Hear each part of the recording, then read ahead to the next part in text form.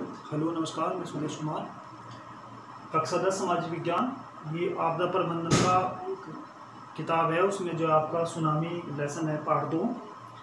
तो सुनामी के बारे में आपको यहाँ आज बताया जाएगा। सुनामी का अर्थ, सुनामी क्या है और सुनामी के क्या प्रभाव है, सुनामी किस प्रकार जो है सुनामी जन धन की हानि करती है। तो सुनामी दो शब्दों से मिलकर बना हुआ है, सूदन नामी। सू का अर्थ है यहाँ पर बंदरगाह और नामी का अर्थ है लहरें। इस प्रकार सुनामी का अर्थ है जो लहरें समुद्र से उठकर बंदरगाह की ओर जाती हैं, सुनामी कहलाती है। ये जो सुनामी है ये समुद्र में आती है, और जो समुद्र के तटवर्ती क्षेत्र होते हैं, जहाँ पर समुद्र के पास जो भी नगर बसे होते हैं, वहाँ पर जो है काफ़ी नुकसान, जन धन की हानि करती है, क्योंकि समुद्र की जो लहरें हैं ये बंदरगाह की ओर चलती हैं।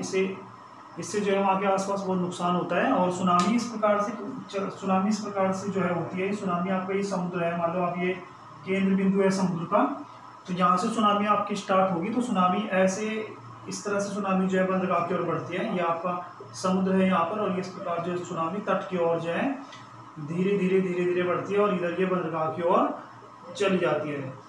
ये बंदरगाह है, ये समुद्र है आपका। यहाँ से जो लहरें हैं ऐसे उत्पन्न होती हैं और ऐसे बढ़ती जो है तट की ओर चली जाती हैं। तट की ओर जाने के बाद जो है ये क्या करती हैं, तट की ओर जाने पर, या बंदरगाह की ओर जाने पर जो है काफ़ी धन जन की हानि करती हैं। तो ये जो सुनामी है आपकी, सुनामी में क्या होता है, जो सुनामी होती है आपकी, सुनामी के प्रभाव है यहाँ पर। सुनामी की मतलब क्या प्रभाव पड़ता है। सुनामी जब समुद्र में सुनामी आती है, सुनामी आने के बाद जो उसके प्रभाव होते हैं, किस प्रकार से जो क्या क्या प्रभाव होते हैं उसके बारे में देखा। जो समुद्र की लहरों की ऊंचाई होती है वो 15 मीटर से ज़्यादा होती है। जो सुनामी की जो समुद्र में लहरें उत्पन्न होती हैं उनकी ऊंचाई जो है 15 मीटर से भी ज़्यादा होती है।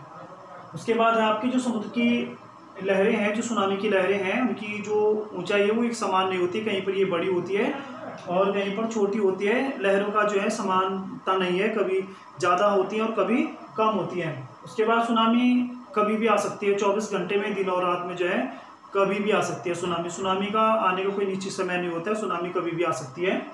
उसके बाद है जो सुनामी की गति होती है वो 50 किलोमीटर प्रति घंटा की रफ्तार से जो है सुनामी की गति होती है। 50 किलोमीटर प्रति घंटे की रफ्तार से जो सुनामी दौड़ती है, इसका प्रभाव होता है। उसके बाद जो समुद्र की जो सुनामी है वो उसकी असंख्य, एक लहर के बाद दूसरी के बाद तीसरी, और काफ़ी लहरों का जो एक श्रृंखलाबद्ध जो है एक समूह है।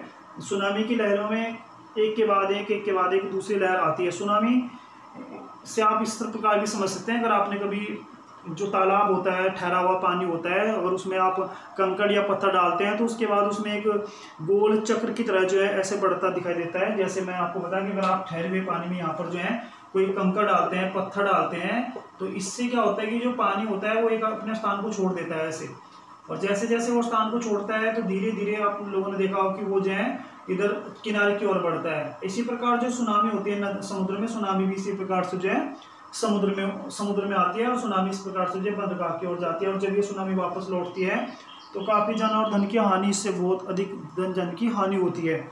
अब सुनामी आने के भी कारण है, सुनामी क्यों आती है, सुनामी आने के कारण है, सुनामी क्यों आती है, सुनामी किस कारण जो है सुनामी समुद्र में किस कारण जो है सुनामी उत्पन्न होती है। तो सुनामी आने के भी कारण है।